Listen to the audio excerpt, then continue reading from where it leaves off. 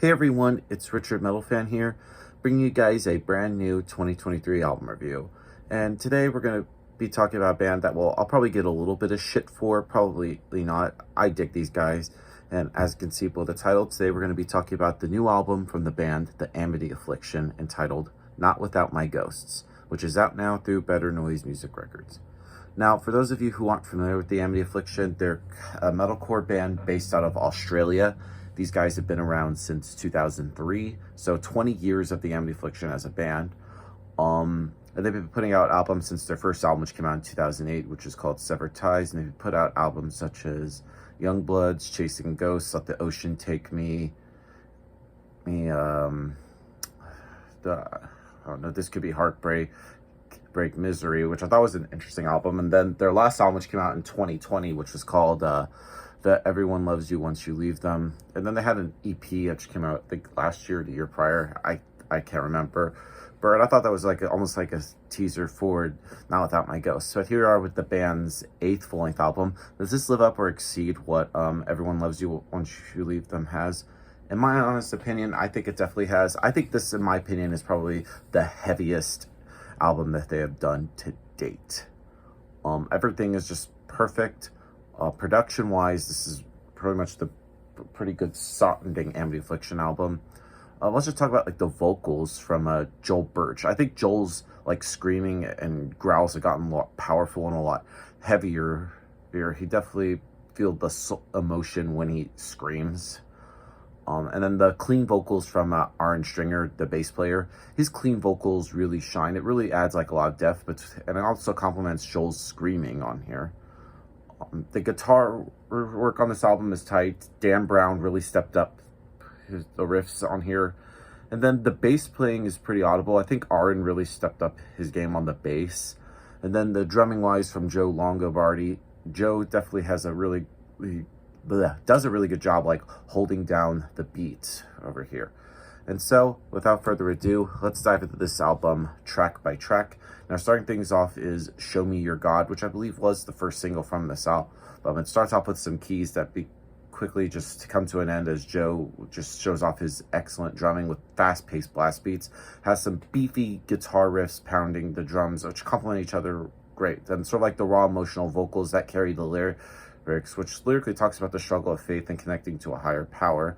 And then the chorus is really great with Aaron just pretty much singing. It's almost becomes like a trademark Amity Affliction sound for years. And the choir singing is introduced leading up to the breakdown, which is just amazing way to start off this album.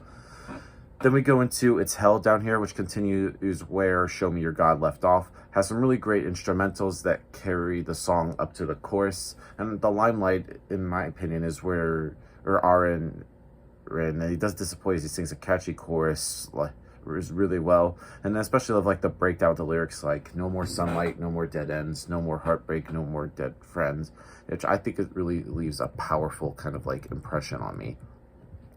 Next song on here is Fade Away. Now this brings a slower kind of pace as the instrumentals to a tad a little bit, and it allows Joel and Aaron to really just showcase their styles, and the ebb and flow between the two has really great and always been exceptional, and I feel they both flourish in the moment and leaving the space for the other to do the same, and I just think it really is a great song. Next song on the album is called Death in the Setting Sun, which Joel really shows his vocal range right here. He has a really great mid-range to it. And this song also has a guest appearance from Andrew Newfield from Canadian hardcore band Comeback Kid. And I just think it's a really great song. And he just steps in and out of the track up until the breakdown, making his presence non-parallel, and leaves me questioning how they will replicate that when they play it without him. And Aaron's vocals is really offering, as his vocals aren't as lively as high as we're used to, but I feel his performance isn't unwarranted or out of place by any means whatsoever. Then we move on to I See Dead People. Well, now this was one song that was released back in February, not only as it was the band's heavy single to date, but this song doesn't even have any clean vocals from Aaron at all. I mean, he does backup screens, but it's so weird not having Aaron do his clean singing, which is obviously part of the trademark sound for the Amity Affliction for many years. And this song is just sick, with some sick blast beats and fast drum fills with low-tuned beefy guitar on here as well. And this song also has a guest appearance from the late Louis Nux, rest in peace. He passed away from a heart attack in 2021, and I just think it's a pretty good song. Then we move on to When It Rains, It Pours. And this song sort of like continues on the heavy note as like the previous track. It has some really great layered guitar riffs, and Joel showing his really sick lows right here. And this song also has a guest appearance from Landon Towers from The Plot and You, which is the metalcore band from Ohio. And his vocals aren't something we asked for, but it was something we can all appreciate. Next up is The Big Sleep, which starts off with a really sick drum fill, and then this pretty much shows where the group's melodic roots come into play, and it focuses more on Aaron's cleans throughout the chorus, and then the choir does like backup vocals for Aaron, which creates a kind of like a really great listening experience. Next up is Close to Me, which has some really angelic femme clean singing repeating the chorus,